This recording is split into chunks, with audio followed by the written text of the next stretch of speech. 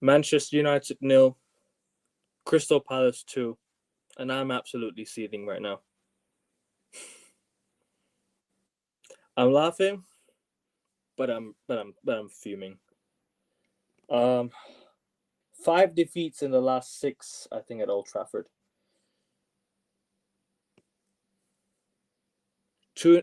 Another game against Crystal Palace, another loss. Another game where we just drop points.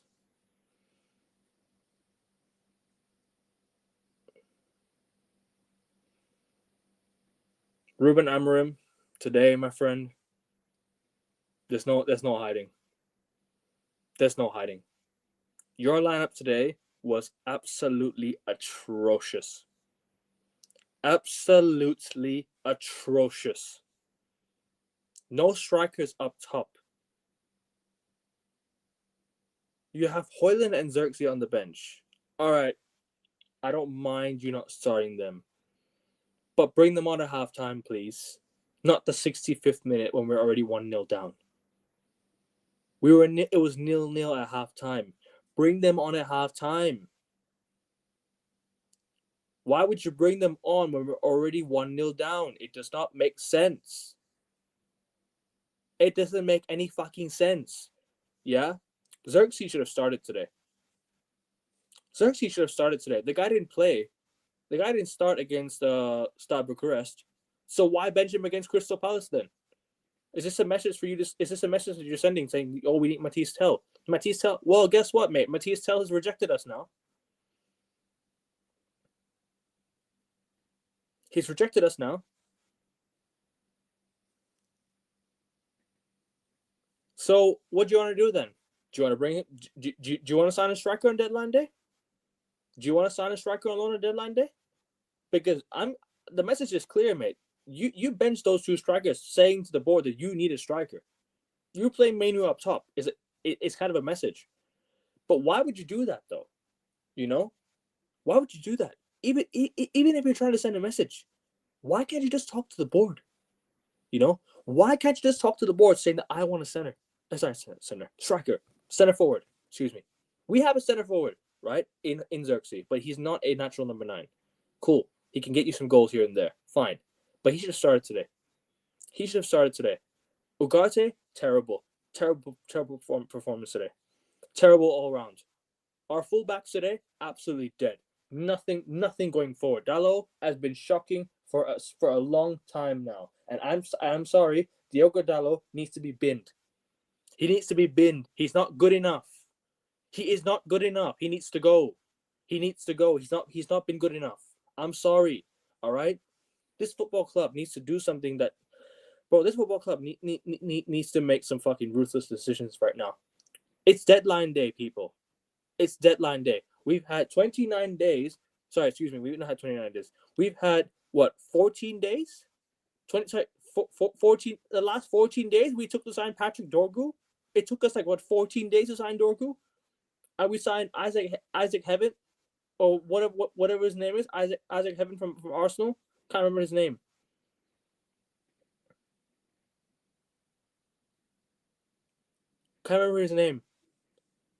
But that's it. Lisandro Martinez is now out. Who's going to be our left-sided defender? Remember, Martinez is now out. He's not out for the season. He's done. He's probably done his ACL now. Seeing what happened during the game, he's done his ACL. And I feel sorry for the lad. Because you know what? He was the only one that actually gave a shit today. He was the only one that was trying today. Bruno Fernandes, once again, long ball, hoof over the top. What is this? What is this? Our attack, non-existent. Ahmad, my guy, terrible today. Nothing going forward. Garnacho, how has he stayed on for 90 minutes? How has he stayed on the pitch for 90 minutes is a joke. He should have been hooked off the same time that Højlund and Xerxes came on the pitch. You do not play a front 3 of Garnacho and Højlund and Ahmad. Ahmad should be the only one in that team. You play Xerxes, Ahmad, and Manu in the 10. Not Manu as a false 9. It does not work. This is a fucking disgrace, man. I'm sorry, Ruben. You need to hold this one today. I'm sorry. You need to take it and go, because you, my friend, today have just done something that I just really done my head in today. You've really done my head in today, because your team selection today has just been awful from the get go. From the get go, I was very, very surprised. I was like, what? I was like, why are you benching Hoyland and Xerxes? Why are you benching Hoyland and Xerxes?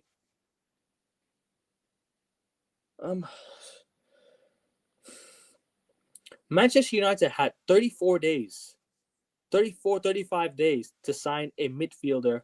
Sorry, excuse me, not a midfielder, a striker and a center back, a backup center back. Lindelof is out. Evans is out. Who else? Who do you have a center back? Maguire, De Ligt, Euro. That's it. That's our 3 center backs. Mazraoui's not going to play center back. Luke Shaw's just come back, but he's not going to play. He's not going to play for a bit. He'll be left center back. But other than that, what else? What else we have? We won't bring Patrick Dorgu into the team up until maybe the next 2-3 games. He might play against Leicester, sure.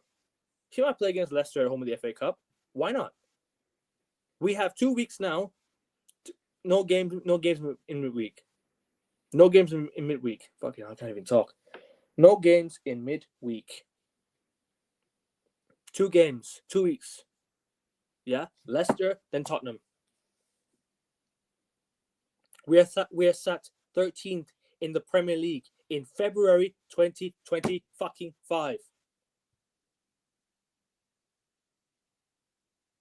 On a minus goal difference once again. Yeah? Once again, minus goal difference. I can't believe I have to sit there and watch this crap every fucking week. But you know what? Do you know why I do it? Because I love this football club. I love this club. And I will not stop watching them. But you know really pisses me off is the fan base. The fan base really kill me. They kill me inside. The lack of standards of this football club is insane. The amount of fans that are so easygoing with some of these players is a disgrace. I saw so many fans so upset that Rashford's left the club. More upset than probably when Ronaldo, Beckham, Keane, Ollie, who else? When Scholes retired, when we sold Wayne Rooney, I hadn't seen a fan base this upset at a manager, at a group of owners, yeah, about selling a player. We terminated Ronaldo's contract. The fans were celebrating. A club legend, who called up the club just like we did. But you all called him a disgrace because it doesn't suit your agenda. It doesn't suit your agenda. But it's okay. Ronaldo was the problem. It's okay. Sancho was the problem. It's okay. Pogba was the problem. It's okay. Casemiro's not the problem. He's not being the scapegoat. Why this fan base so difficult to speak to listen to sometimes, man? I'm not defending any player after this performance today. I'm not, right? But don't scapegoat others just for the sake of yourself. Blame the whole team. Stop looking at individuals and blaming them because it suits your agenda.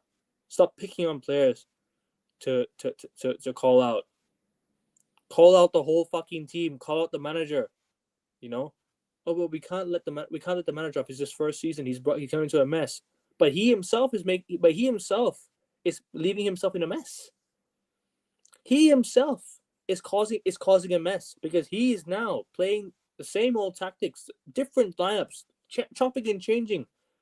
Why are you chopping and changing things when it was working against Everton? Why did you change it up? Yes, it was Everton. Yes, they were shit at the time. Yes, they're still shit right now. Even though they won 3 games in a row. I'd love to win 3 games in a row in the Premier League. But guess what? You keep it consistent when you're winning. You don't chop and change it up unless you lose badly. have a consistent lineup or change a few players. Stop rotating. It was sad fucking Bucharest. Nobody cares. It's a shit. It was a shit team that we beat in Europe. You know, no disrespect to them, but it was a team that we comfortably beat in Europe. So why worry so much about about rotating against Crystal Palace, who have once again beat us at Old Trafford for the second year running. Second year running, they've beaten us at Old Trafford. Crystal fucking Palace. And these lot have now climbed above us because they beat us. Wow. I've never seen the standards so low at my football club. It's insane. We're sat 13th in 2025, in February 2025. What's the date right now? It's currently February 3rd where I am in my time, yeah? February 4 a.m., February 3rd, yeah? And Manchester United are sat 13th in the Premier League table. 13th in the Premier League table. Hold on, let me bring the table up, yeah?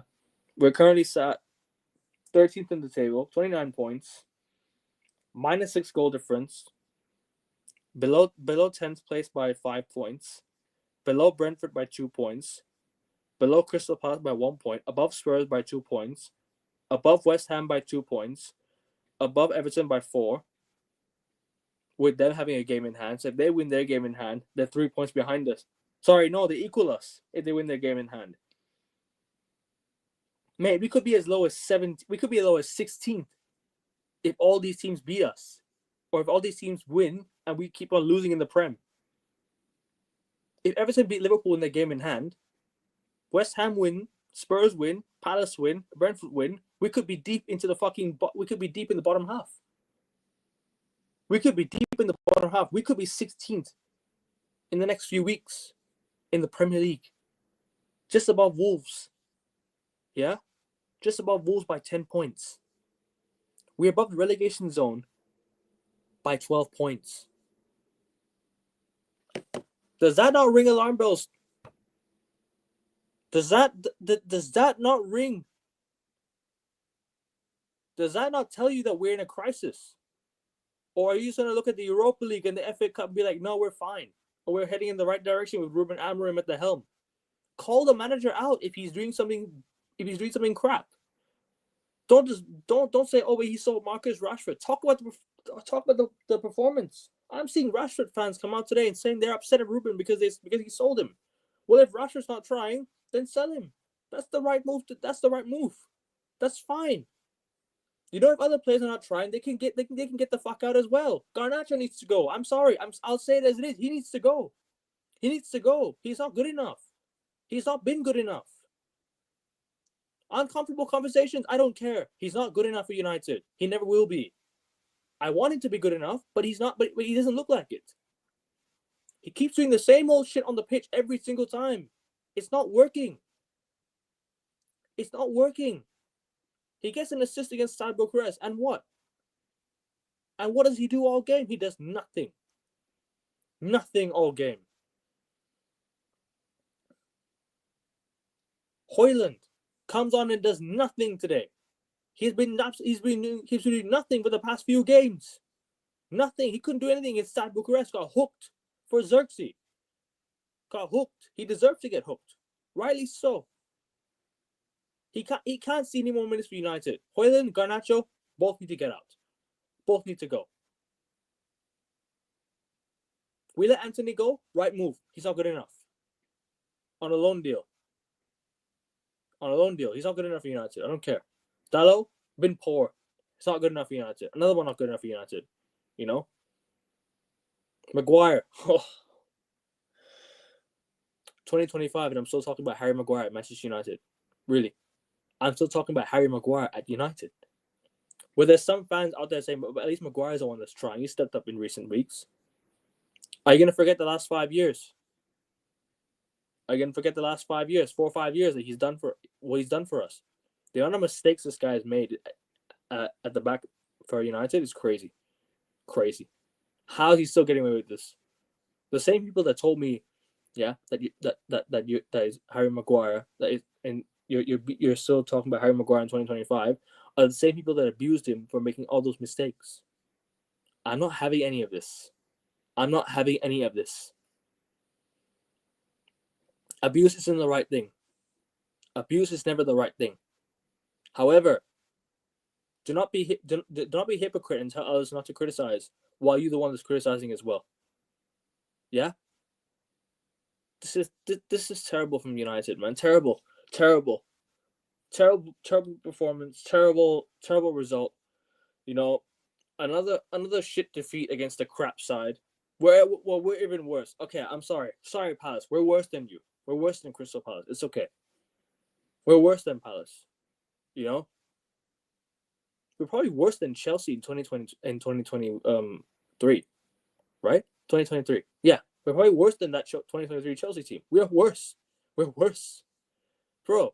We are worse than that 2023 Chelsea team.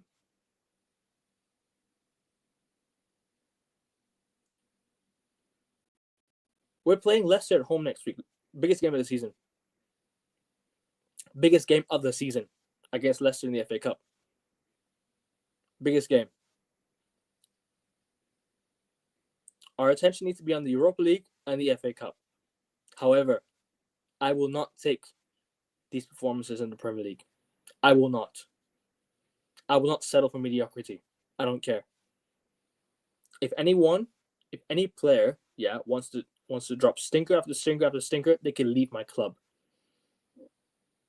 The manager needs to be ruthless as well, and he needs to hold that today. He needs to take all the blame in the world today, because you have made the team selection so much worse than what I thought it would be. I thought, it would be like, okay, fine, sure, we'll probably get a couple goals. We didn't even get a goal. We couldn't score a goal against Palace twice this season, by the way. We haven't scored a goal against Palace since 2023. 2023 was the last time we scored a goal against Crystal Palace in the Premier League. And we scored 1 goal. We've had how many points against Crystal Palace in recent times?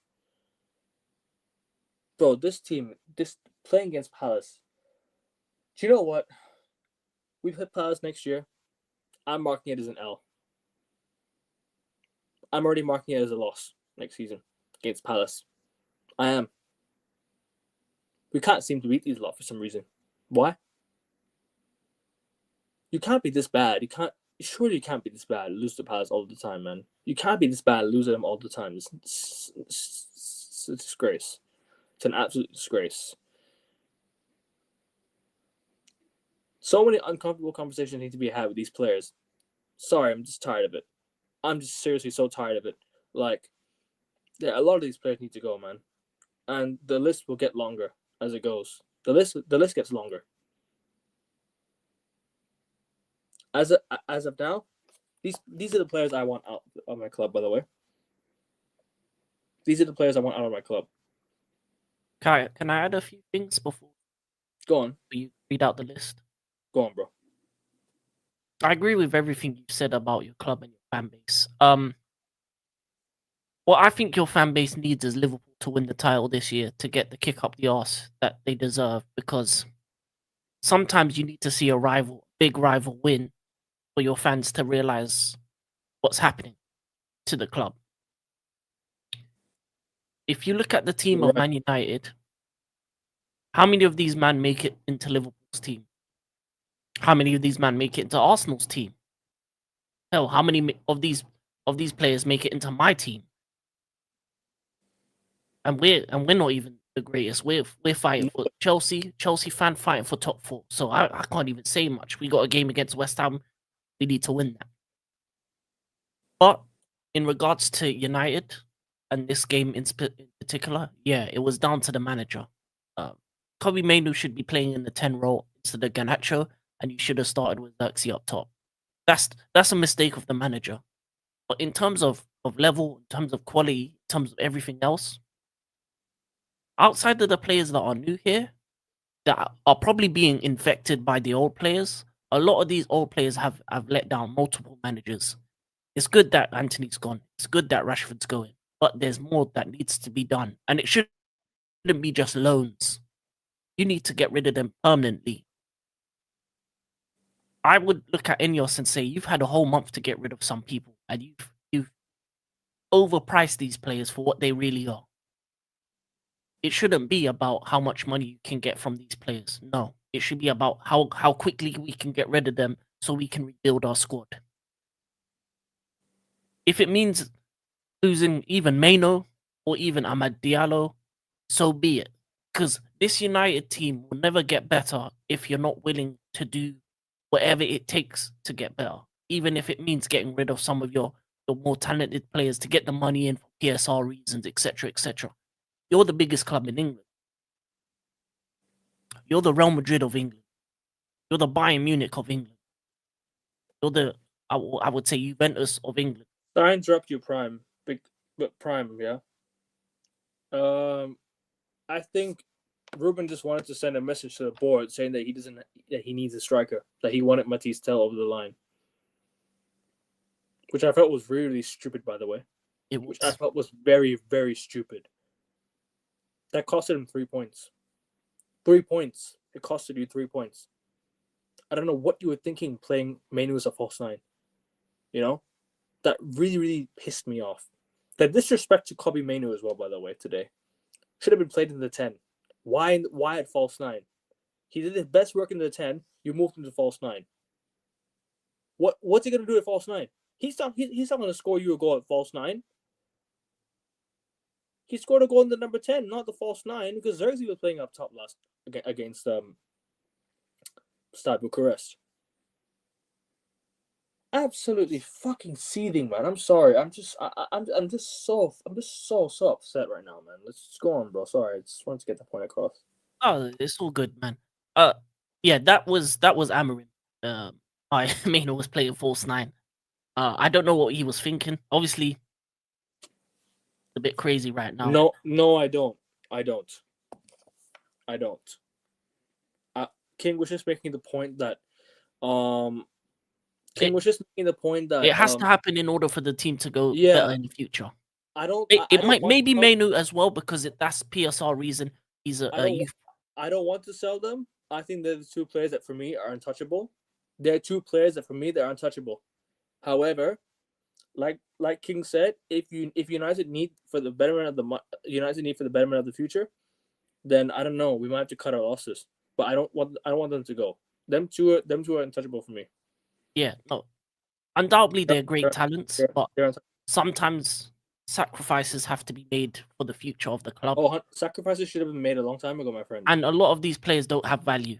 If you look at Rashford, if you look at Anthony, if you look at Højlund, all these players are trash, and their value is insignificant to what Man United want as a club. So even if, let's say, you sold most of these players, are you getting enough money back to be able to rebuild the team? Probably not. So who do you have to sell? According to PSR, right? If you sell Garnacho for 60, you get 180 million. Yeah. So he has to go. Yeah.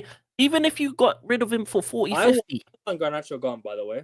Oh, of course you would take Ahmad to Chelsea in a heartbeat, bro. He's a good player. He's a fantastic player, bro. He's a fantastic player. I don't. Of course you'll take him at Chelsea, but I don't see him leaving. He just signed I think Ahmad is probably the only one that is undoubtedly staying because you bought him. He's not actually from the youth academy, but yeah.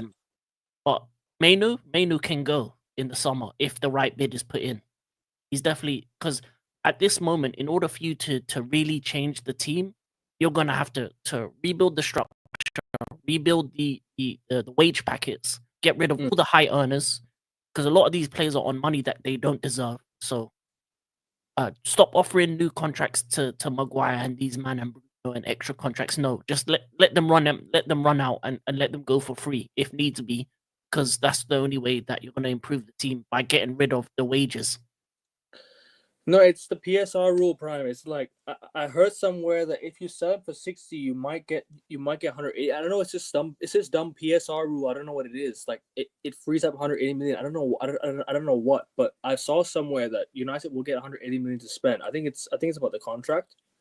If I'm not mistaken, I think it's about.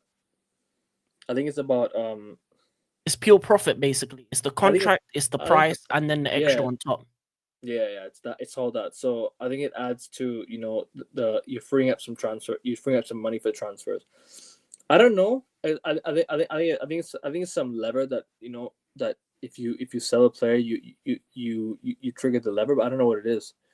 I Yeah, don't know what this it's just PSR rule is. academy products are It worth way more in terms of bro. value. I'll be honest with you. This PSR rule I've been saying needs to be binned for good. I'm tired of not being able to spend money because of Premier League. Bro, why can't we just? Why do we have to sell a player first before we can buy a player? You know, it doesn't make sense.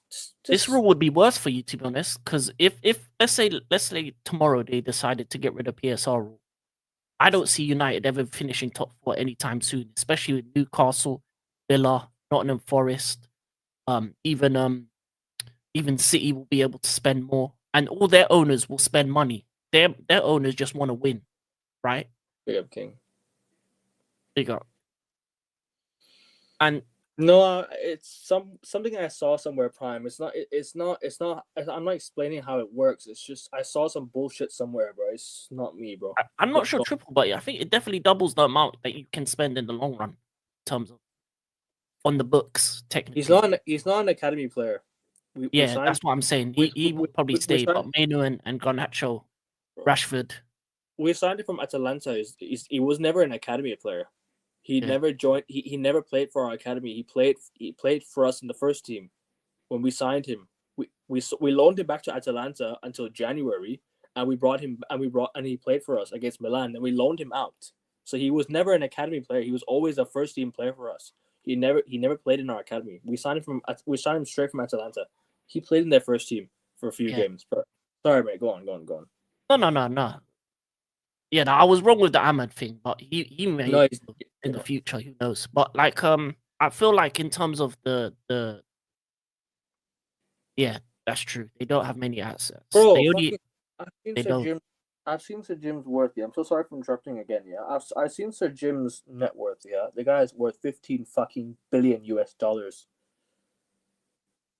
Can't even put his own money to the football club. Really? What's the point? What's the point, bro? He's worse. They're just as worse as the Glazers. Ineos are just as bad as the Glazers.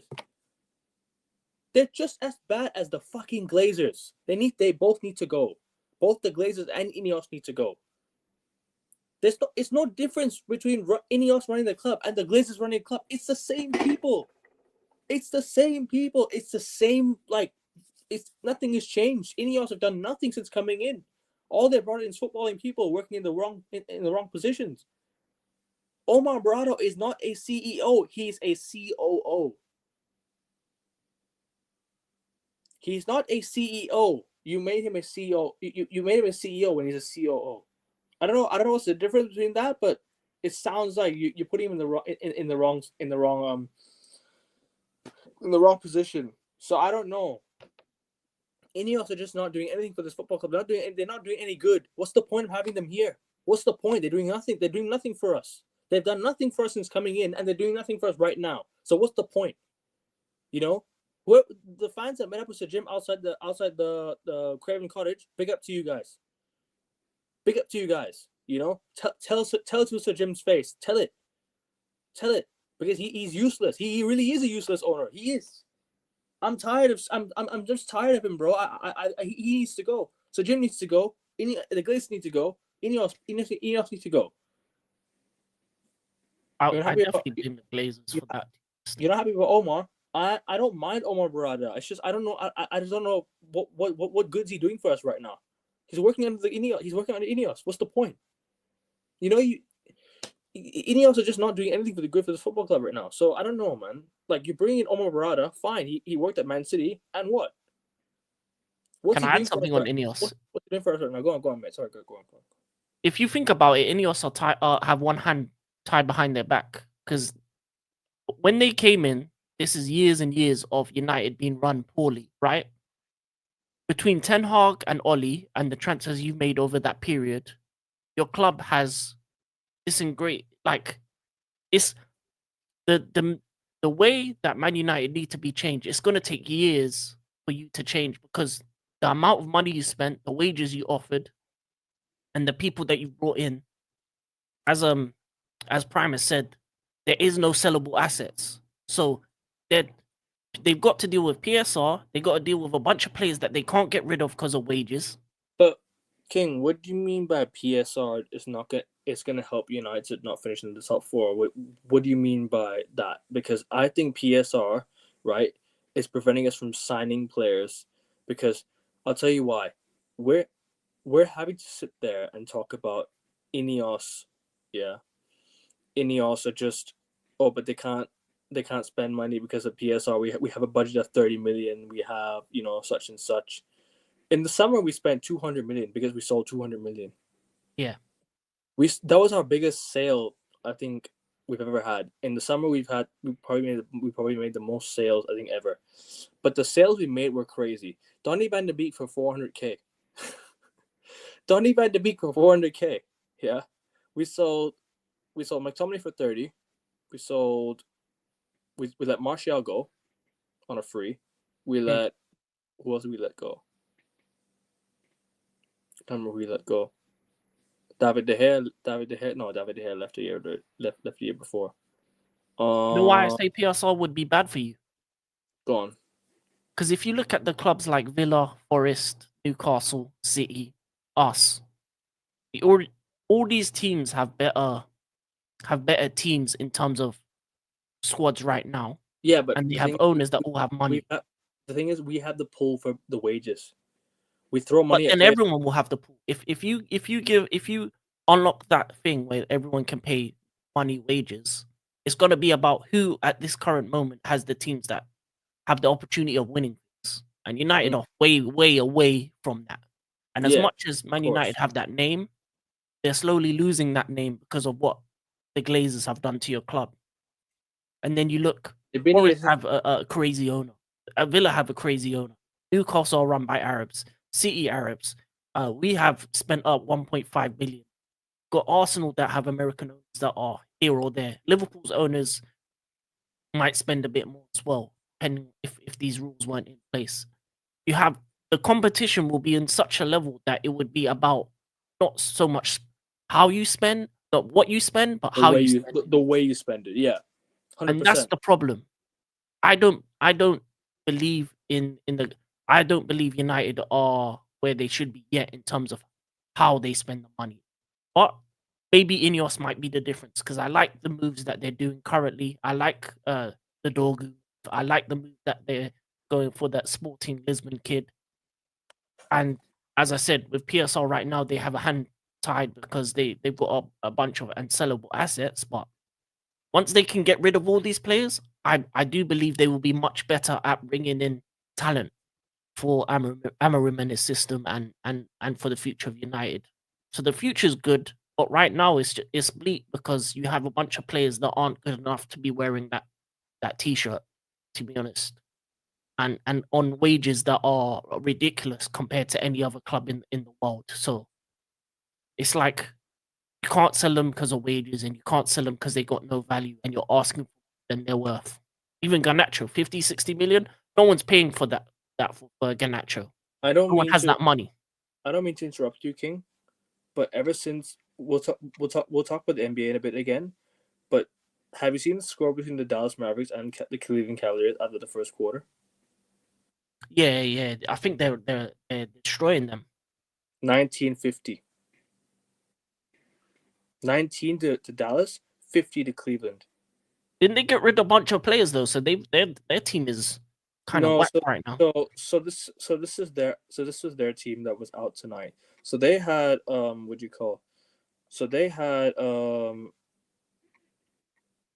they had Kyrie Irving out, PJ Washington out, Daniel Gafford out, Derek Lively out, Dwight Powell out. All these players were out. So yeah, that's all I read to say about the game. But we'll talk about the NBA later, anyways. But yeah go on. Yeah, sorry, mate. Go on. But yeah, I agree with Real King in terms of what you said about the substitutions and Amarim. But he doesn't trust these players. Amarim doesn't trust his players. It's very can tell by the way he talks about the club and the team, and he says he doesn't trust a lot of these men. And I'll be honest, he came at the wrong time to the club. He came when you got a bunch of scrubs that need to be moved on, and he came. It's gonna take a lot to move them on. I've mentioned this way too many times for me to reiterate this again, but this dumbass Ineos should have sacked Eric Ten Hag a long time ago. Why did you allow Dan Ashworth to give this cunt a new deal? I don't care. I'm not sorry. I'm not apologizing for my language. I will say what I want. It's my channel. Right? Yeah? Why would you give that guy fucking another year extension and then you let him stay? And then you have to sack him for more when you could have sacked him for less and we could have got a new manager in the summer. Thomas Tuchel wouldn't have been bad. Even if we had to get Thomas Tuchel in at the time, it wouldn't have been bad. We wouldn't have been in a bad position right now. I tell you, we'd be in the top 4 right now. We'd be in the top 4 right now, at least top 5, and doing well in all cups. You know, I'm just so tired of fans making an excuse to be like, oh, you need to give him time because he hasn't built his own team yet. Well, we spent 600 million, and we're still worse. We're gonna spend even more now to Ruben Amorim. I'm not saying this is all Ruben Amorim's fault, but you can't just keep letting managers and players get away with so much. Player FC needs to be binned. That's one, right? I'm glad Rashford's gone because now Player FC is now gone. If you get rid of Garnacho, that's even better because you don't have to. You don't have to worry about you don't have to worry about Player FC anymore. Should have brought in Toby Collier. I agree because Ugarte had a mare today. He was absolutely appalling today. He was absolutely shocking today, Ugarte. Absolutely shocking. Go on, King. Just wanted to get my point across. Oh no, definitely. Yeah, no, I think Amorim is as at fault for today in isolation in terms of this game, in terms of his starting 11, in terms of his subs. But in the long term, United they need the summer to get rid of a lot of guys and bring in new fresh faces. And the reason why they need to get rid of the guys, they need to get rid of this kind of negative culture around the club that it is right now. It's a toxic place to be at, and no one wants to go to a toxic kind of work environment. And I think Ruben isn't the issue. This we can now see that it's a player issue, and yeah, I just don't think he has. I don't think he trusts Ian Xerxes or Hoyland, and that's probably why he played Maino in the false nine. So I think he needs a striker. I think he needs wing backs, which they look like United are going to go for. And I'll be honest, if I'm him going forward, I'm starting Toby Collier. I'm starting the youngsters. I'm actually putting more youngsters in the team because at this point, in terms of the league, you're pretty much at rock bottom. There's not much worse you can go. You're not going to get relegated. You're not getting Europe. So at this point, try out the youngsters. My point is, bro, why isn't Casemiro getting opportunities? He's gone. That's why. No, he's your most experienced player right now in the team. He's gone because of wages. I hear it, but the wages thing is not an issue for me. It's not the wages. It's the fact that he's 30. It's too. It's what people think he is. You know, I don't think it's the issue with the age. For me, it's the issue with, with what suits the agenda of the manager and Ineos, because they don't want to keep these expensive players around. They let Rashford go. He's gone now. Next thing you do is you let Bruno Fernandes go. You need to let Casemiro, if you want to get all these high paid players out of the club. You start with Rashford, then you let Garnacho, then you let Bruno Fernandes go. If you want to get rid of these so-called high paid players, I'm not saying the wages are the issue, by the way. I'm just saying, that they're being overpaid, some of them. The wages, look, Casemiro's. I'm sorry, I'm contradicting myself here. What I mean is Casemiro's not the issue. People think it's his wages. People think it's his age. But the real truth is Amorim's system doesn't fit Casemiro. It isn't. Casemiro doesn't suit his system. But I'll tell you, Ugarte Casemiro was working before Ruben came in.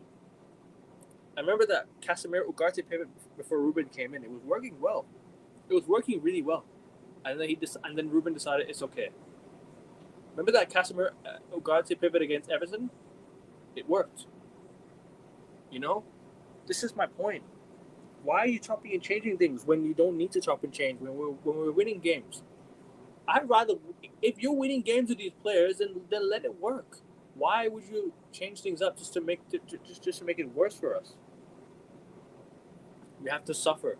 No, we don't. No, we don't have to suffer. If you want to get good value of these players, make them play good so they can go for good money. Why would you all of a sudden make them play worse so the value goes down and no one's gonna want them? You know, all of a sudden no one's gonna want Garnacho, no one's gonna want Bruno Fernandes, no one's gonna want this and that. You know, because they're not playing well. Do you see any clubs linked with Bruno Fernandes right now? Do you see any clubs linked with Garnacho right now? Do you see any clubs linked with Hoyland right now? Do you see any clubs linked with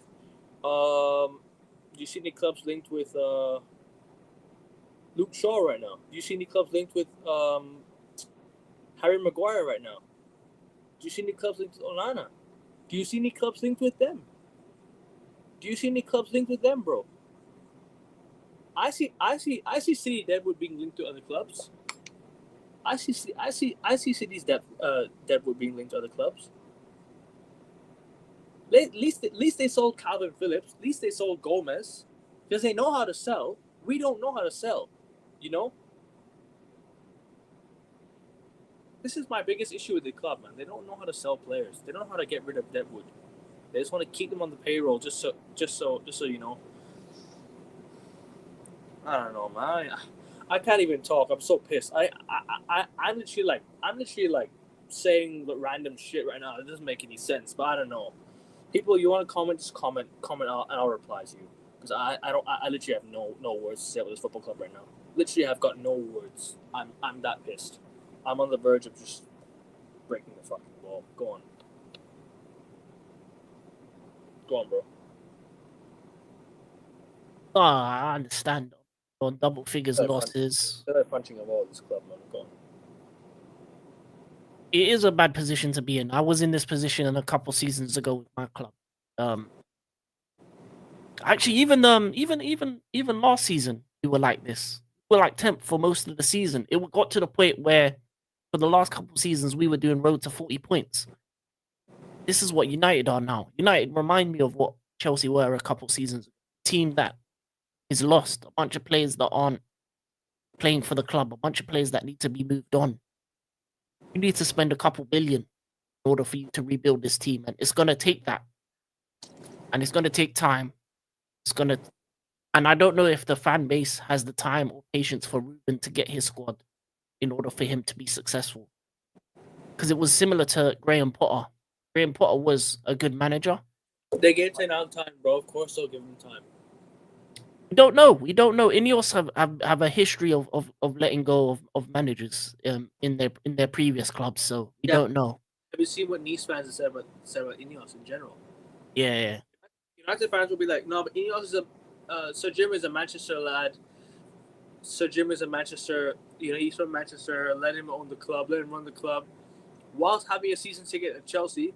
Just saying, he's a season ticket holder at Chelsea, but he's a United fan. Wow. Really and truly, yeah. I'm just baffled by the whole Ineos situation, man. They need to get out of my club. They need to get out. So, Glazers, go. Ineos, go. Who else needs to go? Deadwood, players, out. Get rid of these people. I'm glad you got rid of Dan Ashworth, but the people that got rid of him need to go as well. Go on.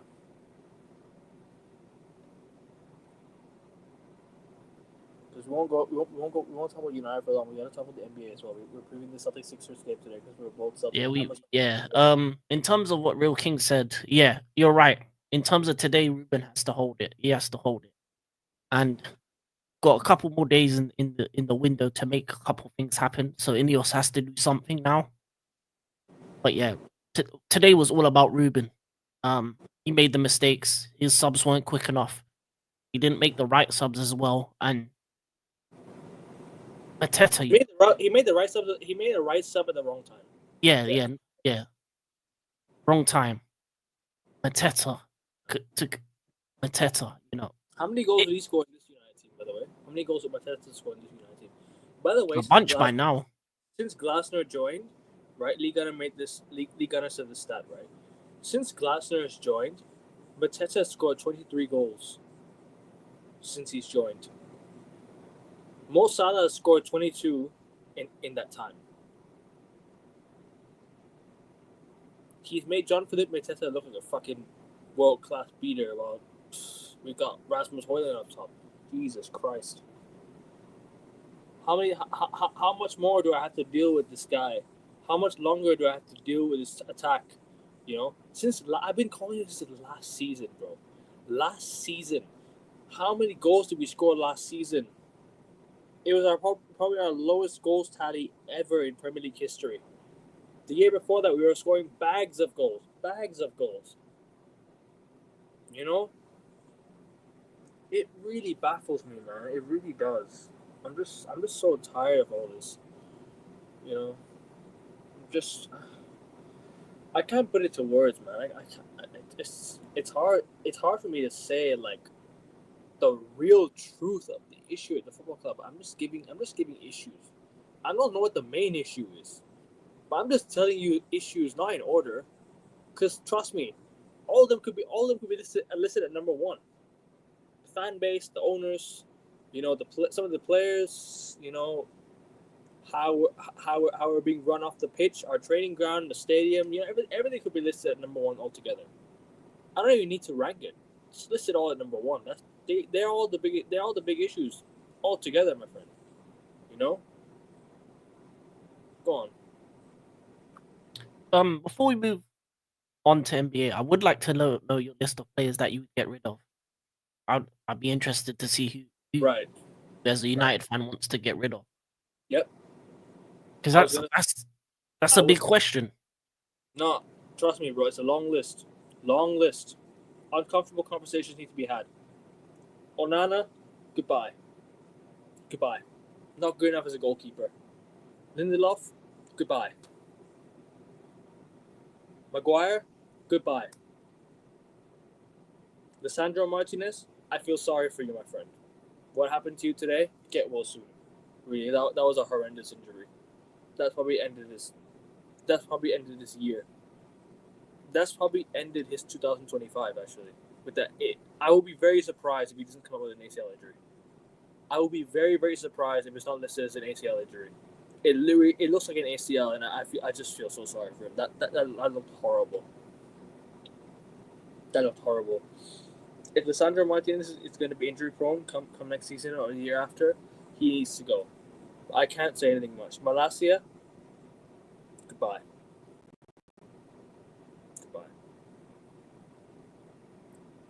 Diogo Dalot, goodbye. Luke Shaw, Johnny Evans, goodbye. Like I said many times, I love Johnny Evans. I thank you for what he's done for United over the years, because obviously he won his title. He was in the title-winning team, but can't beat United. Mason Mount does fuck all. Goodbye. Bruno Fernandes, goodbye. Right? I actually liked Bruno Fernandes when he first came. I was a massive fan of Bruno Fernandes, but over the years he just doesn't look the same. He doesn't look the same player. He kept on getting worse and worse and worse and worse. Don't look at stats. Just look at the overall performances. The guy's not good enough. He ain't world class. Never will be. Eriksson, great. Was a really good player in his day, but he can't offer us much right now. Goodbye.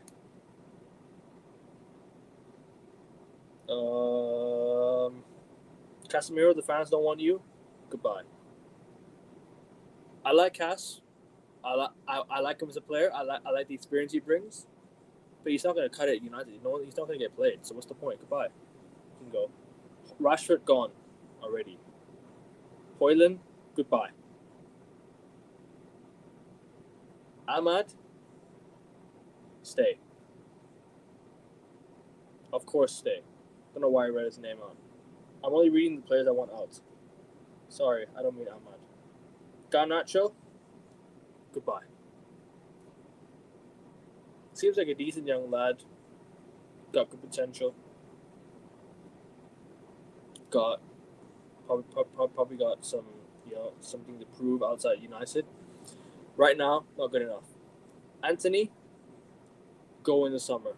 Come back from your loan and leave right away. Sancho's gone, so that's done. Who else do I need? Who else do I need to read out? Do I like Ugarte? Not really, but I'm going to give him one more season, or a season and a half, because he just came in this year. He just came in this year.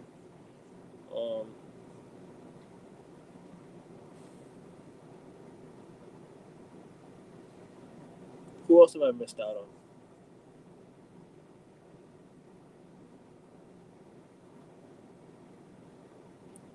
Is that it? Is that it? I think so. Yeah, it is. Yeah. How many players have I listed? So I listed 1, 2, 3, 4, 5, 6, 7, 8, 9, 10, 11, 12, 13. Well, if you include Rashford, 13, 12, 13, 14, 15. 15 players need to go. Including the 2 who's already gone. So Sancho's gone, Rashford's gone. I think Rashford's going to go with an option to buy. I think he's leaving as well. So what's like 15, 16 players that we've let go, that I want to let go of. You know, it's not going to happen overnight, sure, but keep on shipping them out. Keep on shipping some of them out. They don't deserve.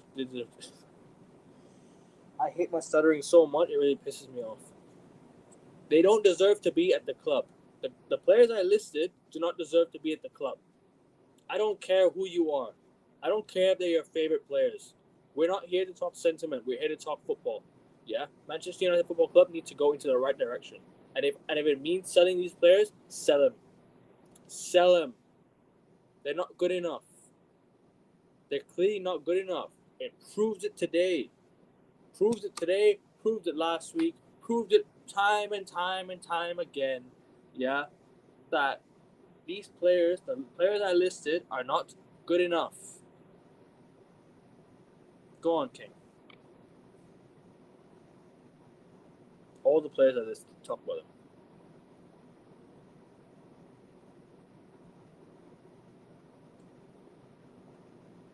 So you said 15 players, right? 15, 16 players. How big of a job that is to get rid of 16 players. It is a massive job. So, But how many players did we let go last season? We let go of what, 7 players, I think, last season? 7, 8 players? yeah. So it's going to, take 2 years, maybe? 2 summers? We freed up like around 200 million last summer. Mm. Freed up so we let go of Wan-Bissaka, Van de Beek, we let go of Scott McTominay, we let go of Brandon Williams, we let go of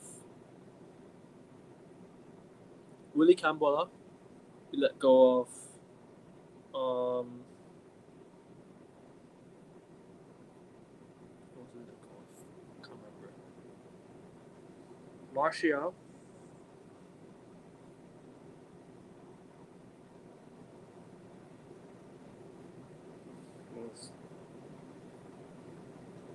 I need to think.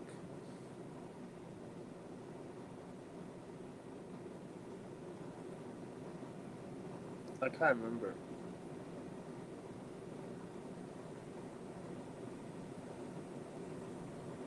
Yeah, I can't remember. I think that's all. I'm sure we let go of more, but I need to be reminded of it. Go on. That's a lot of names. So it's going to be, put it this way. Man United's problems are a big deal. I think, yeah, Van Ashworth was a big issue in the summer, keeping Ten Hag, signing players for Ten Hag as well. And I think last summer and every transfer that I think Ten Hag has made over his time has pushed the club back 5 years in terms of development, in terms of squad. Mason Greenwood. Yeah, but that was reasons outside of football. So I think that one was Hannibal, Facundo Pellistri, Alvaro Fernandez. Yeah. Mari Forson. Yeah, some of them are mistakes as well. Alvaro Fernandez is good, but could have been a play you could have been using now. No, Amari Forson was Varane. Varane we let go of on a free. That's it. That's So a it. lot of youngsters, really. Not many first team guys. But they weren't good enough players though, bro. I'll be honest. Campbell came in and did really impress. We gave him opportunities. Forson wasn't that great. Ten Hag played Forson over Ahmad, by the way. I'm just telling you right now. So, yeah.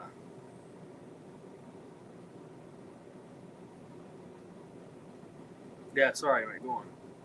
So overall, not much in terms of the first team. So it's gonna take a while. And The this total, January has been difficult as well for total, those teams total to sell. sum was 244.5 million euros sold players. And you need to sell a lot more than that. Oh no, sorry. My bad. Total sum of 103 million we sold. My bad. But we've already had 100 million in the bank anyways, because I think that's our original budget that we sold for PSR reasons. So I don't know. But yeah, sorry I keep interrupting, man. I just wanted to get my point across. Yeah. It's a good. It's your club, really. It's your club. It's a bad night. 11 losses in a row. So is there anything else you want to say before you move on to NBA? Ineos the fuck out. Glazers the fuck out. Players the fuck out. Simple as.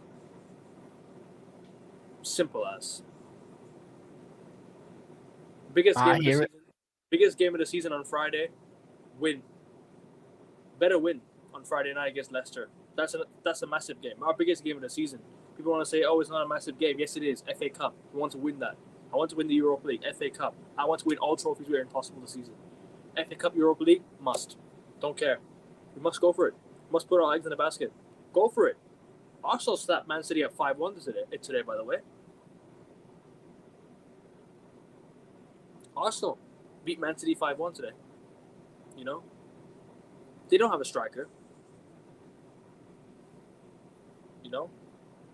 They should sign one, but really and truly, they don't have a striker. Nwaneri came in and replaced Saka. I mean, sorry. They've kind of played well without Saka today. So I don't know, man. I'm just saying, like, look, we've got massive issues. There are way too many issues for me to outline, but the biggest issue is the fan base and the owners. The fan base aligning with the co-owners, with the people running the sporting side. But that's it. That's about it. Go on. So we got a. Was that it? That it for football? I wish it could go on for another hour and a half, but we have to talk NBA. Yeah. Do you want to say anything before we move on? Yeah, no, it's a bad period for United. And I think in terms of football in itself, I think we need United back on top in terms of as a football fan. First and foremost, I think United need this rebuild, and it's going to take a while. As a Chelsea fan, I'm loving it, obviously, because they were a big problem in the early 2000s when I was growing up. Them and Arsenal, so if I, I had to go through a couple years of pain. It's time for United to go through a couple years of pain before they get back to where they need to be. And the only thing I can say is that we're not going to see our rival win a title. Might see your rival win a title. So maybe that might be as I said, the kick up the arse that United fans need to see Liverpool win another trophy and get that 2020. Hey, we've been in the mud for 12 years, man. We don't have to be in the mud for longer than this. We never made fun of Chelsea. We never made fun of Arsenal. We were always just telling people how great we were. We were never like. Sir Alex Ferguson talked about the Arsenal Invincibles team. He talked about how good Mourinho was as a manager. He talked about how good Chelsea was. We got into title races with Chelsea. Chelsea beaten us. There's no reason for us to make fun of Chelsea. No, but you're one of the reasons why we didn't win more during that period. I think there was you won back to back, and then you won You're- 3 in a row. You're the reason we didn't win 4 in a row. Yeah. Or 5 in a row. Sorry, you're the reason we didn't win 5 in a row. We could have won 5 league titles on the bounce. Same here. We could have won a 3 in a row. To be honest, if it wasn't for Didier Drogba's offside, we could have won 5 in a row. yeah. You know? Also, the finals, the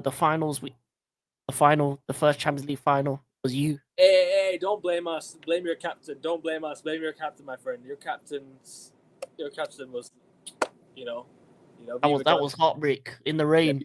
Even John Terry could have won the cup, but he fucked it up. You know what I'm saying? Yeah. So there's been Take me back to those days, man. United Chelsea battling for the title, man. I miss those days, man. I really do. I miss those days a lot. I actually respected Chelsea. I actually had nothing against Chelsea as a team. They were actually so good to watch. You know, with Drogba, Lampard, Ashley Cole, Terry. You had Ivanovic, Petr. That prime Chelsea, I just can't hate. I can't hate that prime Chelsea team. I just can't. I give a lot of respect and credit to what Chelsea done over the years. You're the most successful team in the last 20 years, I think, at Chelsea right now. I think Chelsea in the last 20 years is the most successful team in England. Right It's City now. It's Man City now. In the last 20 years, not Man City. In the last 20 years, I think you've won 20 trophies. Chelsea. Yeah, but I think City have overtaken us now with their trebles and what they've done. Nah, I'm not saying who was better. I'm saying that Chelsea maybe have won more trophies. No, City have overtaken us even in trophies. They've done a lot. They won what? They had a 4P, a treble. They won a lot the last 10. I think you're so more successful than City, right? If I'm not mistaken. Or City now overtaking you and everything.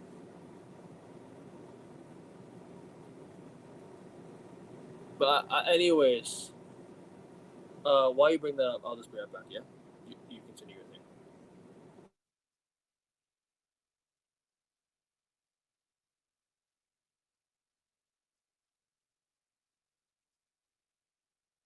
And people, make sure you like the video. Make sure you guys subscribe. I've left the link on the Twitter quote, so the link is right there. The United segment is now going to be done in a bit, and we're going to move on to Celtics Sixers preview, because obviously I'm a Celtics fan, King's a Sixers fan. So yeah, make sure you guys keep liking the video. The link is there. Subscribe. Get me to 150 before the end of February.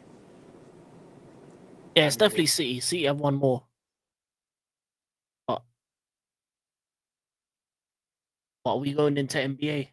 Because a lot are happening in NBA right now. The Cleveland Cavaliers scored 97 points at the start of the third quarter. Yeah. They've now scored 97 points. Bro, they're probably going to score 160, 170 tonight, it looks like. Yeah, that Dallas team is depleted. Actually, no, I don't think it'll go that far. I think it'll be at least, I think they'll slow down. It'll probably be like 100, 150, 160 points at least, I think. 140, 150 points. I think that's what they'll do.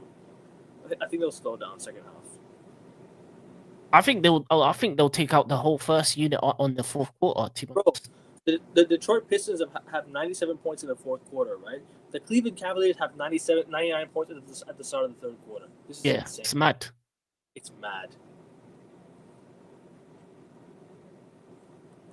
Yeah. But the NBA champions Boston Celtics, as Brie Marie D would say, shout out Brie Marie D every single time. The NBA champions Boston Celtics are taking out the Philadelphia 76ers at the Wells Fargo Stadium in Philadelphia today. King, obviously you being the Sixers fan, talk me through what your team used for the game. What's going on for the game today? How are you feeling? How's your overall feeling? Obviously, don't give your prediction just yet. Just say how your form has been and how the last. Hold on. I think your camera's not working.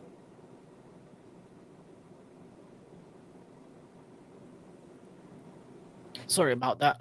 It's all right, man. In terms of Sixers, tell us how you're feeling and tell us what's happening. I've been liking what Maxey has done. I think over the he's been balling out. He's been balling out. I'll be right back. But you continue talking, bro. And overall, we've been all right. We did lose our last game to the Denver Nuggets, but that was always going to be the case. They're just a better team than us. Had an overall decent week last week. I think wins against the Bulls. We won 4 in a row in terms of we beat the Cavs, which was a crazy thing. Beat the Bulls, the Lakers, and the Kings, which I didn't really expect, and then lost to the Nuggets. So going into this game, we're in decent form, but not the greatest form. And it's going to be very interesting to see what happens. Obviously, we have a lot of players out. We have Eric Gordon out, Drummond, Martin, both of them, both Martins and Embiid out for the game. And then it's looking like Pritchard is a game time decision, so we'll see if he's in or not. So it's going to be up to Maxi showing up and showing out in terms of him willing the team forward in terms of points. Going to need another big game from Yabusele. He had a huge game against Denver, 28 points with 7 rebounds. We're going to need something similar from him. We need Kelly Oubre to show up. So it's just going to be dependent on what we can do as a team to compete with the Celtics.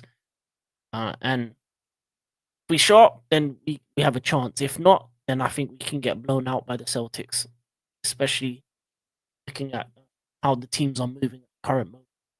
But it'll be very interesting.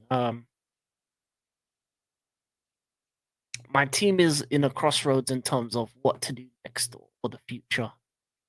In terms of tried to trust the process for so long, and right now I'm just looking at a team that is very injury prone, that is underperforming,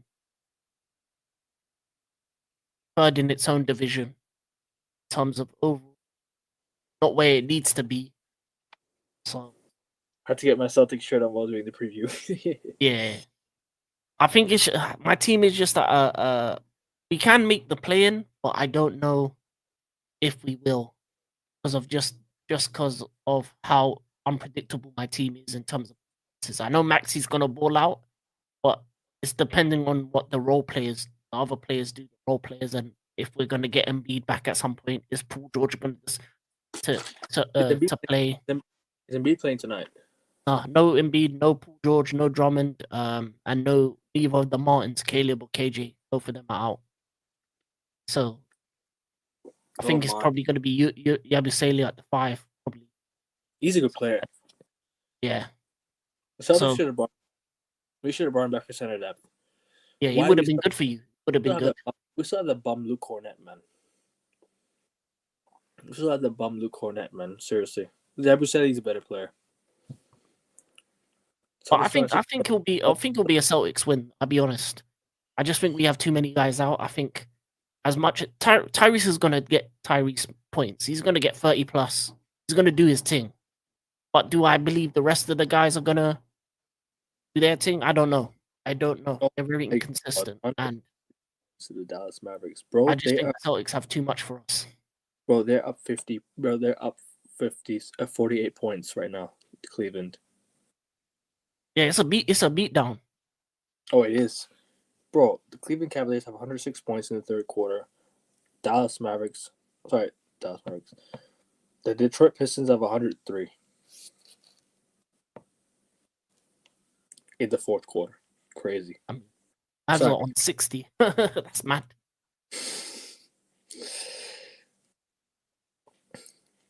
Obviously, I haven't had your thoughts on the trade yet, but we'll get your thoughts again in a bit, anyways.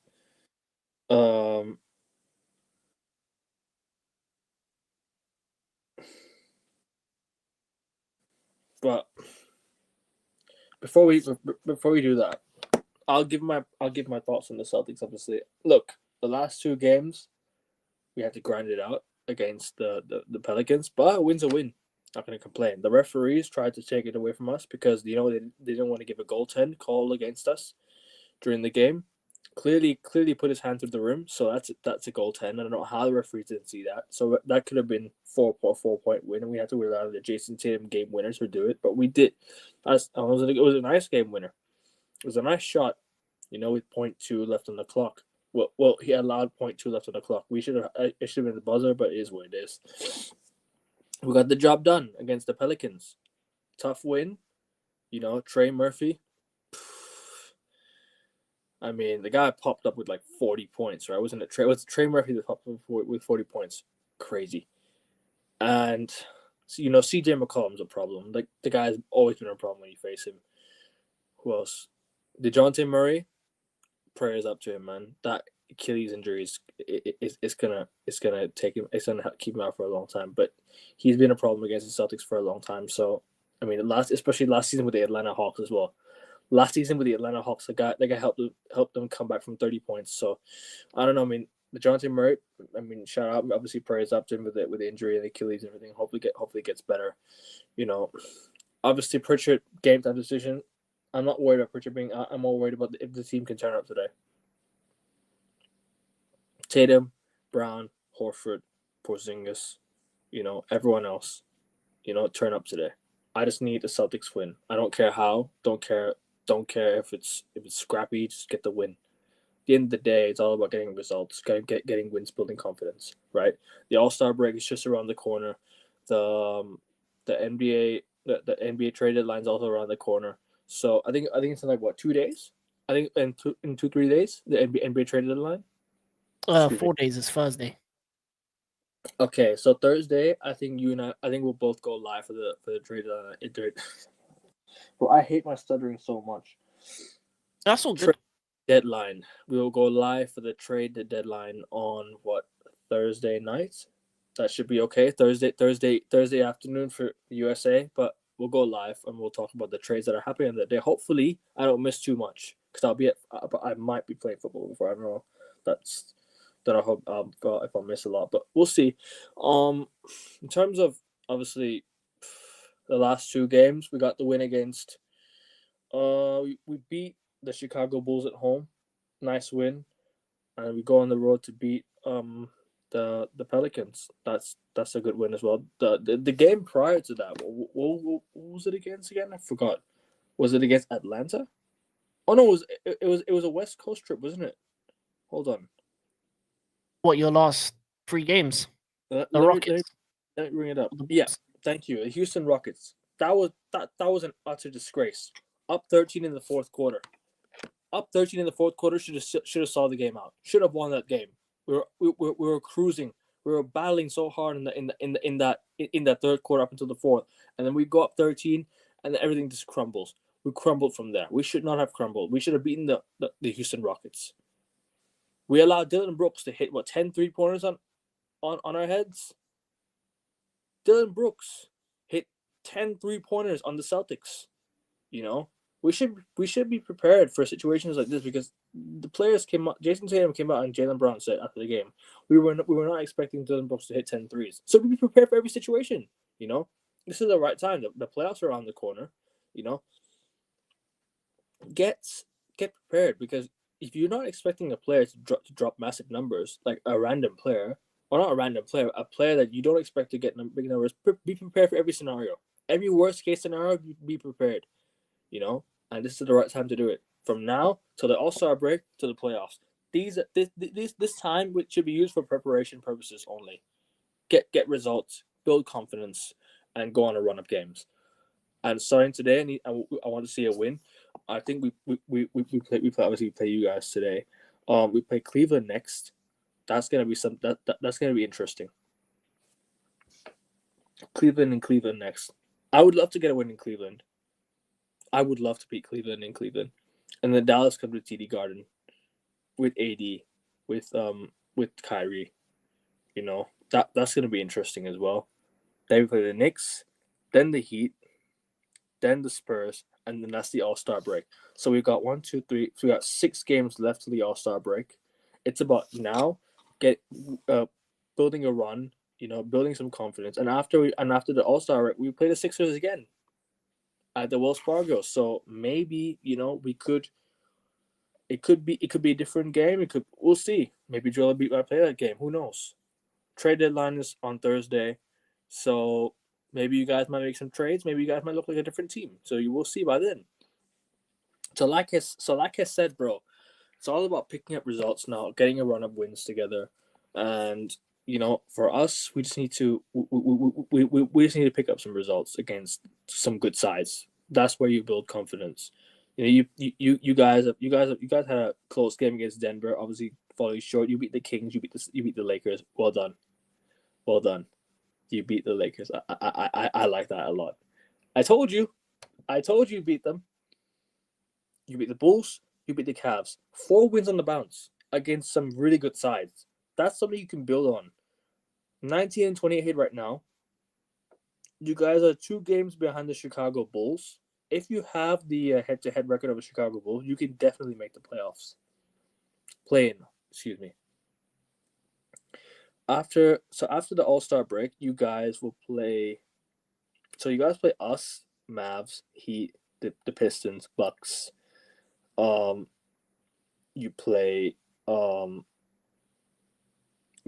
Raptors, and then you play Brooklyn, and then the All-Star break you play us again, then the Nets, then the Bulls, then the Sixers, then the Knicks, then the Warriors. Sorry, yeah, then the Knicks to end February. So there are some winnable games there for you guys if you're gonna get some players out of the All-Star break. What does your team need? Because obviously, like I said, I'm gonna mention it again. I don't like mentioning it many times, but the trade deadline is on Thursday, right? What does your team need? And give me an ideal trade for the Sixers right now. If you had to make a trade on Thursday, if you wanted to make a change that would change your whole season, what would that trade be? And what would be the trade that kind of changes, like I said, changes the Sixers season? Not only that, but gets the team into rhythm with the flow of wins again. I think one trade that is possible is, and I've thought about this, PG for Jimmy Butler. I think we need to bring him back. I think that was the best version of the Sixers that we had when he was playing for the team. Because as much as people don't like him as a personality, I think he suits the Philly team to perfection in terms of the fan base, the crowd. He wants greatness, and in the playoffs, I don't trust. There's a reason why in the playoffs I don't really see us going too far, especially because Paul George in the playoffs doesn't really do that. There's never been a playoffs. Because I think if you don't, if you trade away Joel Embiid, that just takes away your whole season. That just takes away your whole your build. So yeah, but yeah, sorry, go on. So I think Jimmy is something we need to bring back. And then looking at added maybe extra depth pieces, as well in terms of shooting. Outside of that, I just think we have to build for the future around Maxi and the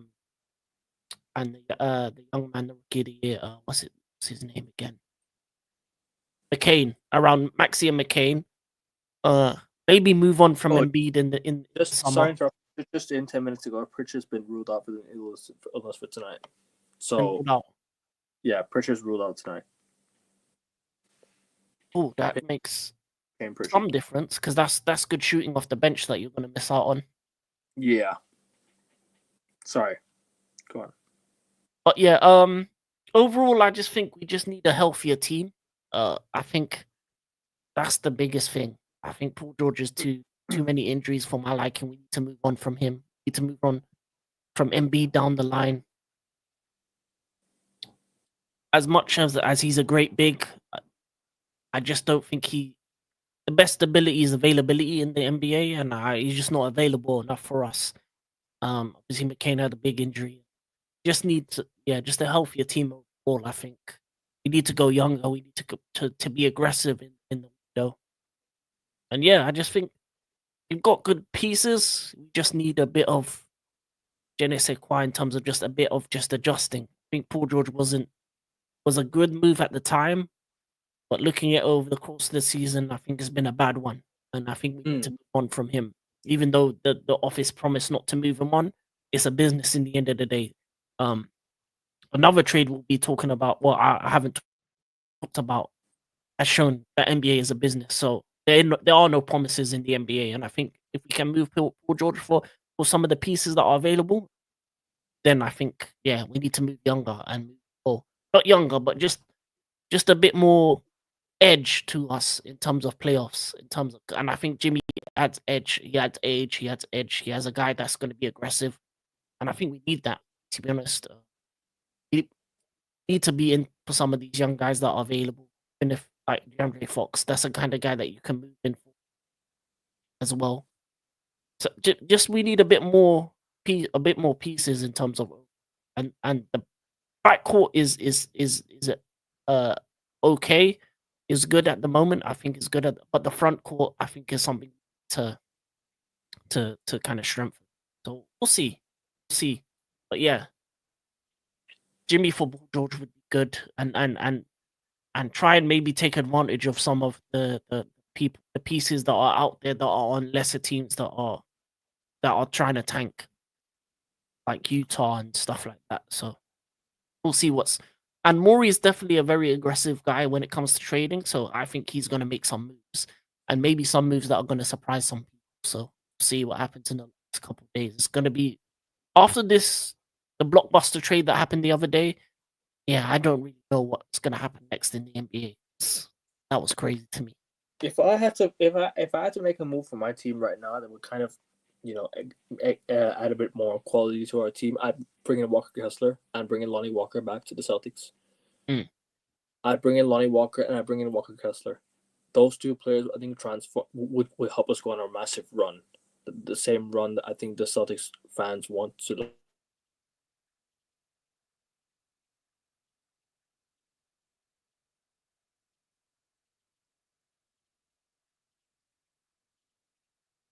What happened? Well, I think his whole thing went out. This is crazy. I think what he was gonna say is that he wants a big man like Kessler. I think Kessler would be good for the Celtics. I think that's probably what they need. They need a backup big because Porzingis is very injury prone. So it makes sense wanting him.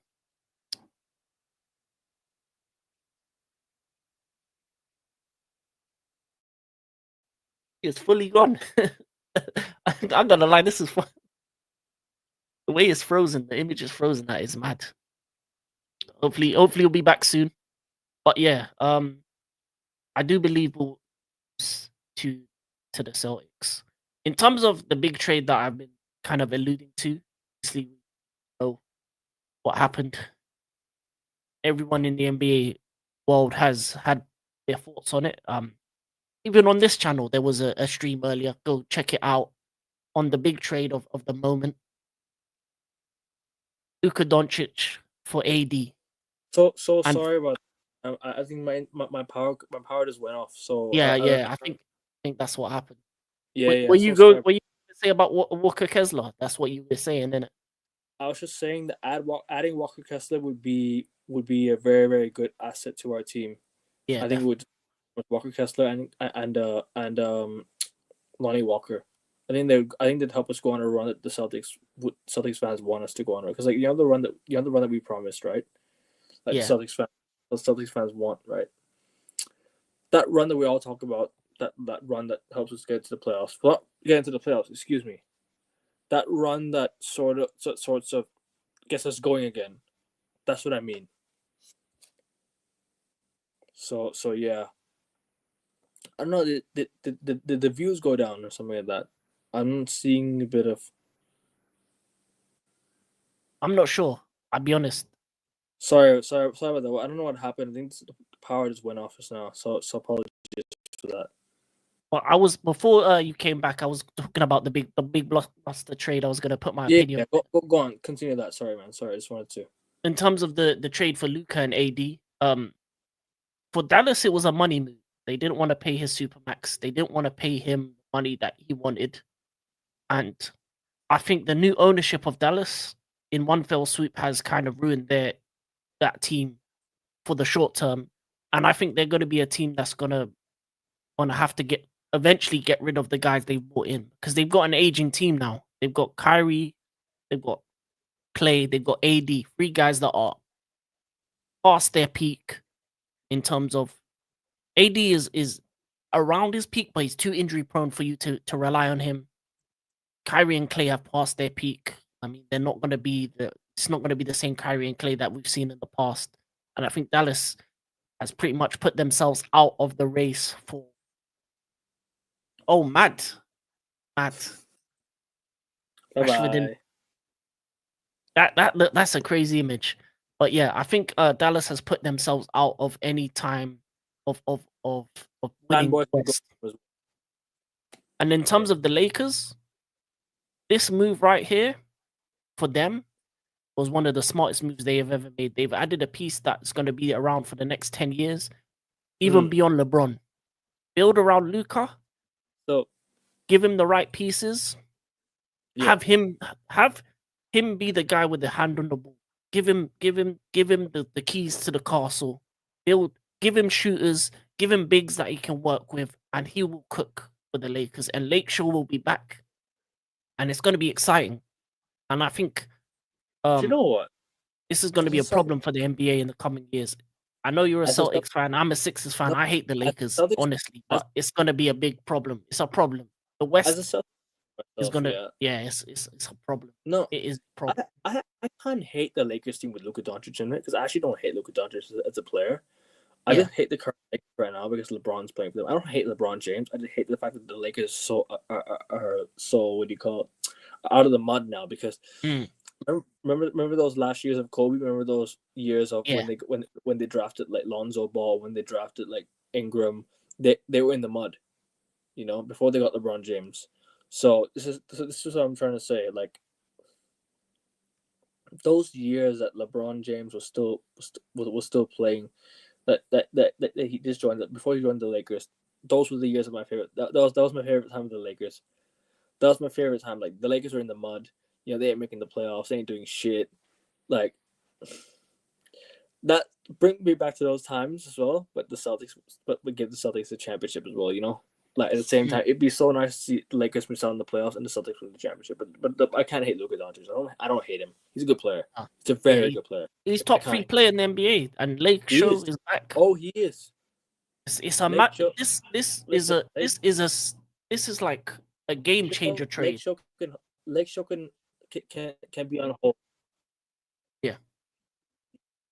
Lakeshore could be on hold, bro. Celtics are still in town. Lakeshore could be on hold. We're still in town. I'll be honest, the West is a problem. It's a problem for the West, especially because now guys know that Luke is there. They're gonna go there. There's gonna be plenty of guys that are gonna come up in free agency that are gonna look to go to LA to play with Luka. Just because of the play he is, and LA sun shining. Yeah, it's a long. I'll be honest. If I'm on the West Coast, prayers for you guys on the West. Yeah, prayers for you and the guys on the West because he was a problem in Dallas. He's gonna be a bigger problem in LA because they're a bigger franchise and they're gonna have the pool to get guys to come and play with him rather than in Dallas. It's gonna be less likely. Tatum and Jalen Brown in the league, we are still one of the biggest problems in the NBA. Oh no, and East is Celtics team, but the West, I'm talking about Lakeshore, NBA. baby, Lakeshore. No, fuck conference. Talk with the whole NBA. Who is the biggest problem right now? Oh, you're still the biggest problem, but Lakeshore's coming, and that rivalry might be back, and I can't wait. I'll be honest, as a basketball fan, I need that. I need a Lakers Celtics final. Does this end the Tatum Luka? Does this end the Tatum Luka debate? In your opinion, does this kind of end it? Because I think right now, I think Jason Tatum is better. Right now. No, I don't think Jason Tatum's better because I think he's top 3 guy. I'm not saying this season, but as of like, as of what Tatum's done, as sort of his career. Oh yeah, Tatum, but. Tatum beat Luka Doncic in the NBA Finals. I know with a much better team, but he still took his team to the line. Yeah. But I think the thing about it is this isn't a basketball. That's the thing. This was a money move. And when it's a money move, this shows that the Dallas organization doesn't want to win. That's what it showed. They don't want to go into the luxury tax to win. They didn't want Yeah. to pay him the supermax. They don't want to win. So whoever When it what's got his 80 name? was more injury prone than Luka Doncic. Yeah, he's more injury prone. Who was the previous owner? What's his name? Mark Cuban. Mark Cuban. Whoever he sold him to, they don't want to win, and that's a problem for Dallas. Dallas is going to be back into security in a couple seasons. They're going to be a team that's going to be tanking in a couple years because these Do older players aren't going to be there for too long. you ever see Luka going back to Dallas one day, or do you think it's just goodbye? You think No, it's because the goodbye? way they did it was too rude. They didn't tell him. They dashed him away like he was like they dashed him away in such a way that was disrespectful for a top 3 player. Imagine if Sorry. Denver did that to Jokic or Milwaukee did that to Oh, bro. Giannis. If That's I still think the Nuggets are the biggest issue in the West, by the way. I think the Nuggets are still the best team. I still think that with Jokic, with Murray, with the way the Nuggets are going to play the playoffs, I think the Nuggets are making the finals this year, in my opinion. I think the Nuggets are better than OKC. I think OKC, when it comes to the playoffs, I don't know how they'll be without Chet Holmgren. It depends. But I reckon Dallas, no more. Actually, no. I'm sorry. No. With Kyrie and AD, they'll still make the playoffs. I think they'll make the playoffs. But it'll be it won't be a problem. You know what would be so funny? Dallas Lakers Western Conference Finals, Game 7. AD has the ball. He scores a buzzer beater to send the Dallas Mavericks to the NBA Finals. I don't see the Lakers getting that far this season, to be honest. But Oh no, that would be a madness. Neither do I. I don't see the Lakers getting far. I think they're slightly making it out of the first round, just about. Yeah. But I think if they meet Denver again, I think Denver beats them again, in my opinion. Or even if they meet Denver in the first round, I think Denver beats them again. I think Denver, OKC, Memphis are a problem. Houston are a problem. Who else? Clippers. What if Kawhi is healthy and James Harden's healthy? They're a problem. Yeah, they're a problem. Who else? Give me some names. Suns? Nah, I don't see Suns maybe being a problem this year. Suns, KD's playing well, but I don't see it being an issue. Suns and Kings can be an issue if they're healthy and they're on. Dallas, even with AD, can still be a problem if AD is fit. It's weird saying that AD's on the Dallas Mavericks now. It's weird saying that. And Luka's at the Lakers. I never thought I'd see this trade happen one day. I was like, it was such a. I was like, I randomly woke up, right? I was like, guy, I saw a Discord group. I'm in a Discord group, yeah. I was like, guys, get in the chat now. I was like, get in the chat now. I was like, what's going on? I opened up. Augustia called me. He was like, I can check the biggest trade in NBA history just happened. I was like, what? Luka Doncic to the Lakers? I was like, nah, the Lakers are winning the championship now. I said it as a joke. Do I think they'll win it? No. I want a Lakers Celtics final. I want the Celtics to win. But you know what it would be? I just want the Lakers to continue being in the mud as well. That's what I want. Like this trade, yeah, they don't have defense. That's my biggest issue. If Luka's willing to play defense, I don't see it. I'm sorry. I just don't see it. The way the Lakers trade away Max Christie, they traded away their best defensive player. Is Rui Hachimura gone as well? Or is he still there? Is Rui Hachimura gone as well? Okay, but they might move him on if they want to get if they want to get a good centerpiece. So they might move him on there. However, as things stand, the Lakers don't have defense. From what I'm seeing right now, from what I read, the Lakers don't have defense. Okay, so I don't know. I'm not really gonna get into much into detail about that. I will give my predictions for the NBA playoffs. So I think during the All-Star break, I think we're gonna do an NBA season predictions, like final season predictions, and then playoffs. we'll do another show during the playoffs. So we'll do final like season predictions, revised predictions, and we'll do what do you call? And we'll do playoff predictions when the playoffs come. So the play-in playoffs, and such and such. So I think we can definitely go on about that. Predictions for today. Celtics. I'm gonna back my Celtics. Obviously, you can back the Sixers if you like. I don't mind. I think you No, had I every think right. I think the Celtics have too much for us at the current moment.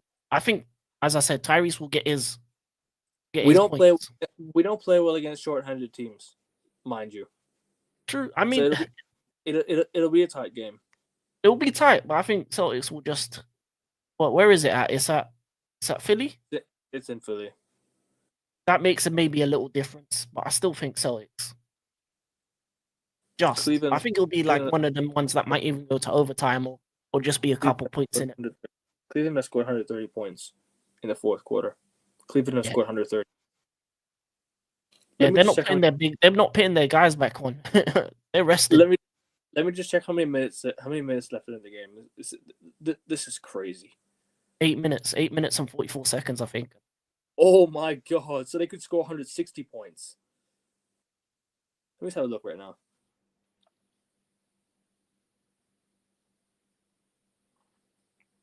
No, I'm just seeing right now. I think Jarrett Allen just made a dunk, so I don't know. I'm just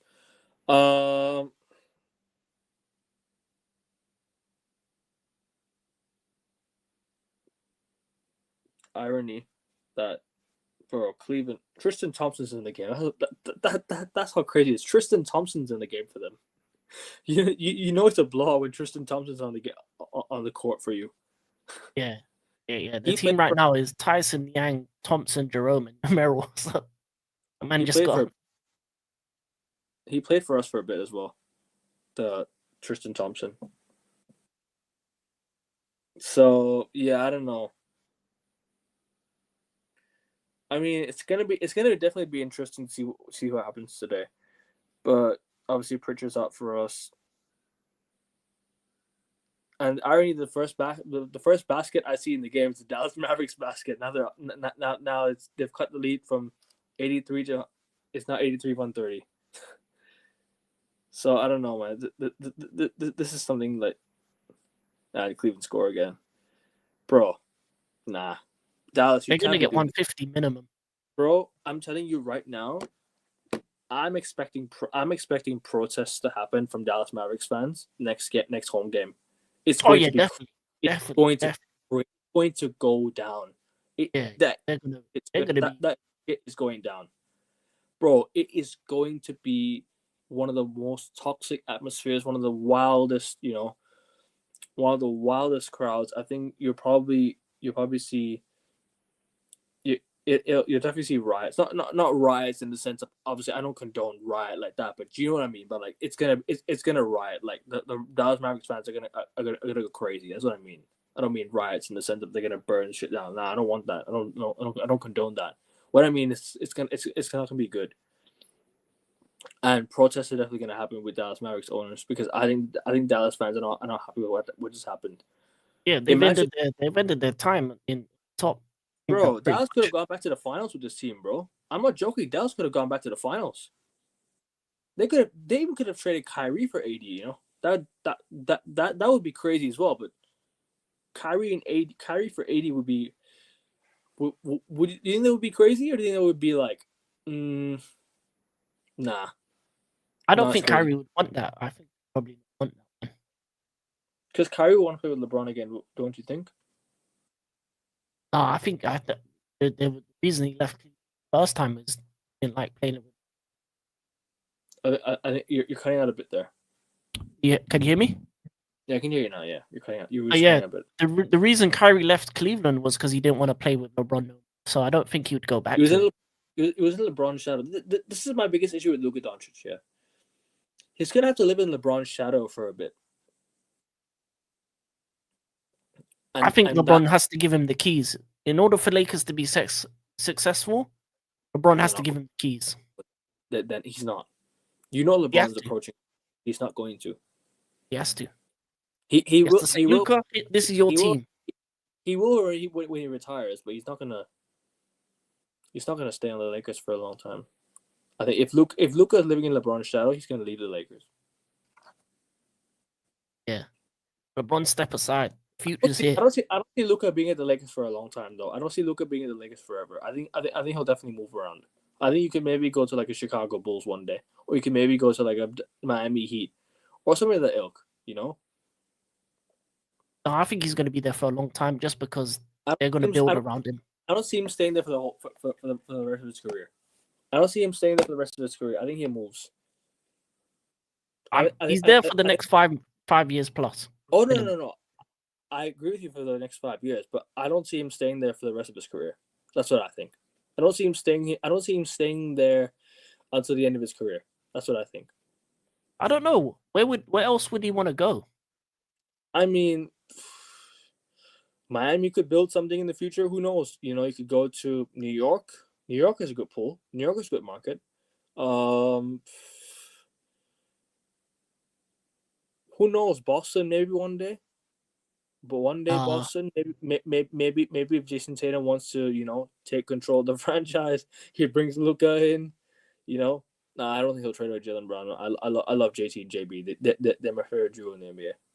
No, I don't see him leaving just because he's basically at the Madrid of NBA, and he was at Madrid before in EuroLeague. Well, Madrid have the most titles, so the Celtics have the most titles. Put some respect on my team's name, fella.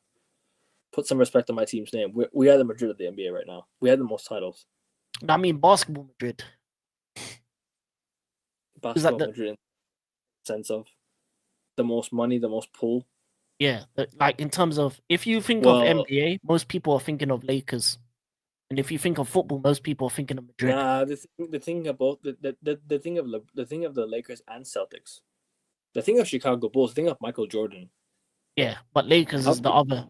If you go to like other places in the world, you're gonna see a Lakers shirt, you're gonna see a Bulls shirt.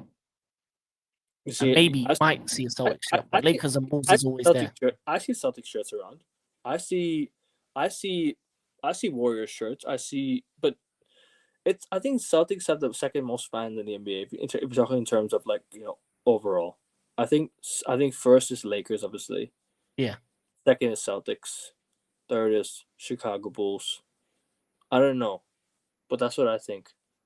In terms of like fan base, in terms of who has the most fans, Lakers obviously number one. Lakers easily number one by far. I think they're the biggest in the NBA just because of names they've had. I think the Kobe Bryant poll was crazy at the time as well. Yeah, Magic, Kobe, now LeBron, now Luka. It's gonna go up again. Yeah, the name. How many European men are gonna get that Luka Lakers shirt? I mean, to be fair to you, they do have Pau Gasol, no? Pau Gasol was a Laker, so I mean, yeah. Pau Gasol. So yeah, I mean, Luka. I mean, didn't Pau Gasol play for Barcelona in Spain? I think he did, right? Pau Gasol. Let me check. Yeah, he did. The Gasol brothers played for Barca.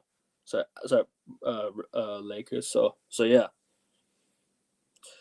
But I want the Celtics to get Walker Kessler on the trade line and get Lonnie Walker back. That's what I want, and make some good depth moves, and make some moves that that can elevate us in terms of depth, quality, and even just bring players off the bench right now. Lonnie Walker would be decent. Walker Kessler would be good. I don't want to see Nemias Queta get so many minutes in the playoffs. It's not worth it. I like Nemias Queta. He seems like a decent professional, but I'm sorry, he's not. It's not the guy that I want going forward playing as a third choice center. Because Tillman's not getting minutes. Xavier Tillman's not getting minutes. Who else is not getting minutes? Obviously, Horford's getting minutes. Cornet's getting minutes. Porzingis is getting minutes. It's Queta, and Queta's also getting minutes, but Tillman's not getting any minutes. So that's my biggest issue. So I need to see us make some trades. I want to see us, move some players around and see what we do. Not make moves in terms of the starting five, but make moves in terms of the bench. You know what I'm saying? Upgrade the bench. Yeah. But I think that's all we have today. I think we're gonna wrap it up here. I'm not sure if there's any more games we can talk about. Obviously, the Cavs Cavs blowing out the Mavericks right now. That's going on right now. The Cavs are blowing out the Dallas Mavericks. That's what's going on right now. The Raptors beating the Clippers at home. The Sixers, Celtics, Bucks, Grizzlies, both ESPN games. So yeah.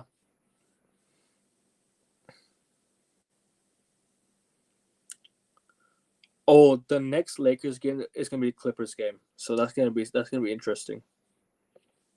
Oh, it depends when he's back, when he's fit again. Yeah. Which is gonna be soon. That's gonna be very interesting. Yeah, it's gonna be interesting. But I think that's all we got today. I think. Yeah. Wrap it up here. Make sure you guys like the video. Make sure you guys subscribe. 150 before the end of February will be the ideal goal. So make sure you do that. Make sure you make sure you make sure you guys give your thoughts in the comments. Make sure you guys leave a like. Keep it respectful in the chat. Obviously, make sure you how do you say it? Make sure you bro, I can't even talk. I'm so like you. It's your turn today. You say it. Like and subscribe to AN Sports. Obviously, hopefully my link will be there as well. And my channel is going to be mostly around wrestling and other sports entertainment things, so that'll be interesting going forward. And yeah, and a crazy couple days in terms of NBA. Obviously, our teams are going to be facing each other very soon, and yeah, it'll be very interesting. Hopefully, for Akehaven's sake, that the Celtics do what United couldn't and win. That would be a bad night if both lose. Oh, bro. So Inter last minute equalizer against AC Milan as well. Inter against Milan, and Madrid lost the night before. Imagine a whole week of games with the teams you root for, not support, but this terrible. But just teams you were watching and you were rooting for on the night. It's lost. It'd be crazy. But yeah, you're all right. It's just it is what it is. But yeah, we're gonna close out now. The link is in the Twitter quote. Leave a like, subscribe. Get me to 150 before the end of the month, please. I'm already at 124. One more to 125. Get me there, people. Just one more subscription. So it's right there. And King, thank you for coming on once again, bro. Thank you for hopping on the show. I'll catch up with you again tomorrow. I think we'll do obviously our NBA weekly show. We'll review the game. We'll review if any more trades happen, any more news that's going on, we'll talk about that. And I think Thursday, the trade deadline. So I'll see you for the trade deadline show. And yeah, I think that's all we have for today.